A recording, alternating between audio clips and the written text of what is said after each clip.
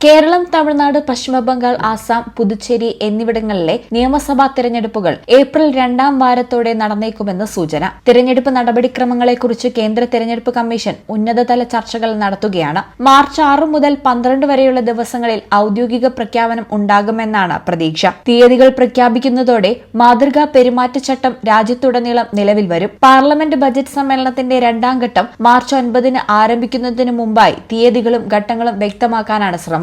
Easter അവധിക്ക് ശേഷം April 6-നും വിഷുദിനമായ April 15-നും മധ്യ കേരളം ഉൾപ്പെടെയുള്ള മേഖലകളിൽ വോട്ടെടുപ്പ് നടത്തുന്നതും പരിഗണനയിലുണ്ട്. 2021 ഒറ്റഘട്ടത്തിൽ വോട്ടെടുപ്പ് നടന്നിരുന്ന കേരളത്തിലും തമിഴ്നാട്ടിലും ഇത്തവണ 2 ഘട്ടങ്ങളിലായി തെരഞ്ഞെടുപ്പ് നടത്താനുള്ള ആലോചനയും പുരോഗമിക്കുകയാണ്. ഇവിടങ്ങളിലെ നിയമസഭകളുടെ കാലാവധി മെയ്, ജൂൺ മാസങ്ങളിൽ അവസാനിക്കുന്നതിനാൽ അതിനു മുൻപായി തെരഞ്ഞെടുപ്പ് പൂർത്തിയാക്കുകയാണ് കമ്മീഷന്റെ ലക്ഷ്യം. ന്യൂസ് ഡെസ്ക് ഈ ചാനൽ.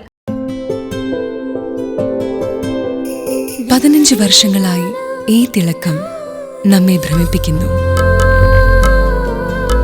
15 വർഷങ്ങളായി ഈ വ്യത്യസ്തത നമുക്ക് ആത്മവിശ്വാസം നൽകുന്നു. 15 വർഷങ്ങളായി നമ്മുടെ ആഘോഷങ്ങളിൽ ഈ പാരമ്പര്യവും പങ്കാളികളാണ്.